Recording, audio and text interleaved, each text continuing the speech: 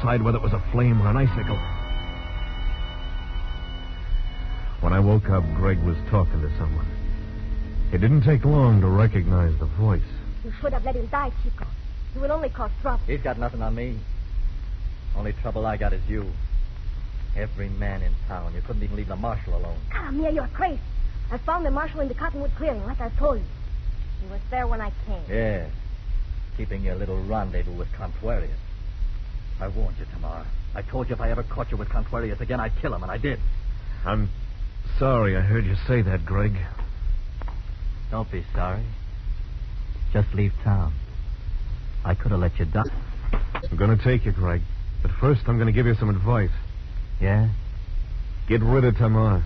One of her stories is bad, either the one she told you or the one she told me. Don't listen to him, Chico. She told me she brought me to the cottonwood clearing, persuaded Drew that I was dead. If that's true, then it follows that Drew's cutting your time the same as Contuarius was. You can't kill everybody Tamar takes up with. The marshal talking through his wound, Tamar? He's delirious. He's lying, Greg. I found him in the clearing, as I told you. Well, Greg, who do you believe? Me or Tamar? Get out, Marshal. Get out and leave town. Can't, Greg, not yet. Gotta take you. Also, there's a personal matter to attend to. I could have let you die, Marshal, remember? Yeah. I'll testify at your trial. Kill him, Greg. Kill him now. Shut up. You know, Tamar, you've got too many friends. It's a lie. Everything he says is a lie. Maybe. We'll stay one more night in Gaojai. Just one more night. That's all we'll need. No good, Greg. I'll have to take you. With your shooting arm and a sling, I don't think so. I'll gamble on it, Greg. Want odds? I got up and left Greg's shack. He didn't try to stop me. One thing about Greg, he wasn't afraid of me or anybody else. I went back to the White Buffalo and waited. About an hour later, Mrs. Contuarius drove up. She was wearing black. She'd just come from her husband's funeral. Lend me your good arm, Marshal. I don't want to rip this dress. Yes, ma'am. There you are. Was it a nice funeral, ma'am? Yes, Marshal. The kids behaved real nice. You've done a good job on them, ma'am.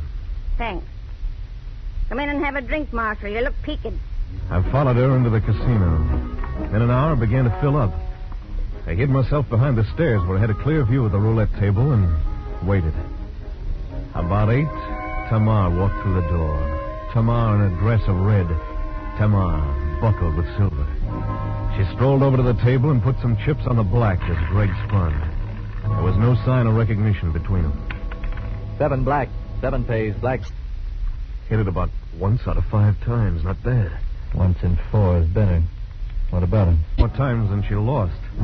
After a while, she stopped playing colors and switched to single numbers, 35 to 1. She kept on winning, but 1 out of 4, like Greg said. In an hour, there was roughly $20,000 stacked in front of her. Just before she bet number 13, I saw Greg fold his thumb under his palm and rub the side of his face. 13 black, 13 pays, black pays. Lucky. You're very lucky tonight, Tamar. Tonight, Senora? But I'm always lucky at your tables, no? Not as lucky as tonight. Sorry, men, this is a private table from now on. You can all move to the second wheel right over there. Private table, Senora? Yes. Just you and this gentleman. The man Abigail thumbed at over her shoulder was Mr. Drew in person. I put my good hand on my gun and prepared to finish my unfinished business. And I decided to wait for the piece to play itself out. I didn't know what Mrs. Contuarius had in mind, but this show was too good to spoil. Tamar, Greg, and Drew. I don't know. This is my last spin. That's all right, Tamar. All Mr. Drew wants is just one spin. Right, Mr. Drew? Yeah, just one spin with the little lady. But I... Mr. Drew, huh? Yeah. But I do not feel like betting. We'll spin. Once more. Bueno. All of my chips on number 1. Oh. Number 1, huh? Hey. Yeah, that's a good number. Number 1. I'll take 10,000 in gold on number 1.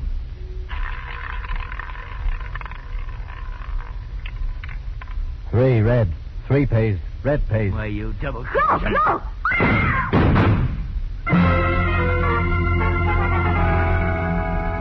Greg didn't have a chance. The knife he tried to draw was hammered back by the bullets that tore through his hand and across his chest. Suddenly his face changed.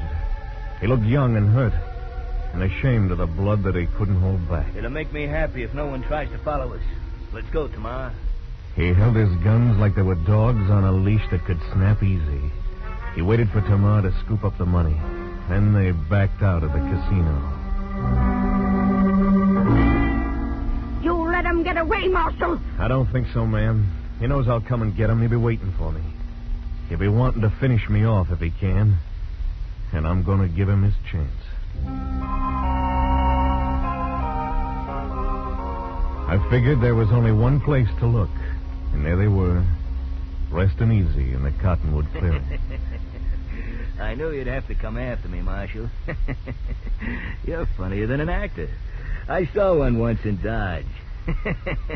You're funnier. Maybe you laugh too easy, Drew. Like you kill too easy. A marshal with a gun arm and a sling chasing a killer. Go away, Marshal. Go away while there's still time. I got nothing but time. I'll wait. You're wrong, Marshal. You've got no time at all. Yeah?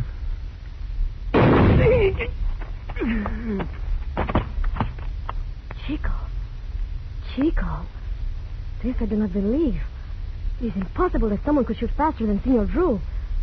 And with your left hand. Oh, Chico, you're so very quick with your gun. I like that about a man. Take it easy, Tamar. Come on, let's go. Go? Not now, Marshal. There's time. Sit here. Sit here next to Tamar. Like this? See. You know what I think? Chico, don't talk now. I think he had a great thing with Greg. He could put that ball on any number you bet on. Only that wasn't enough for you. But it doesn't matter now, darling. You thought you could double your profits by throwing in with Drew. Maybe you were going to double-cross him, too. I don't know. Don't worry about it, Chico. The money is yours, too. It belongs to Mrs. Contuarius. That's who's going to get it. What? What are you talking about? Take your choice. Come back with me to the jail in Gaujai, or I'll turn you over to Mrs. Contuarius. I don't think she could stand having you alive. You... Come on. Hey, this is the first time I've ever held a gun on a woman. Chico, surely you are playing with me. You're an accessory to murder, Tamar. We'll go away together. You and I. Mexico, New Orleans. Listen to me, Chico. You and I. Let's go, Tamar. Listen to me. There's plenty of money, yours and mine. Listen to me. Listen. She put her arms around my neck and her lips close to my ear. And for a long time, first in English, and in Spanish, then in Cherokee, then in a language I couldn't recognize, she whispered at me every foul name in the book. She was talented. She didn't repeat herself once. Tamar didn't understand that a marshal had a job to do, and that the job got done.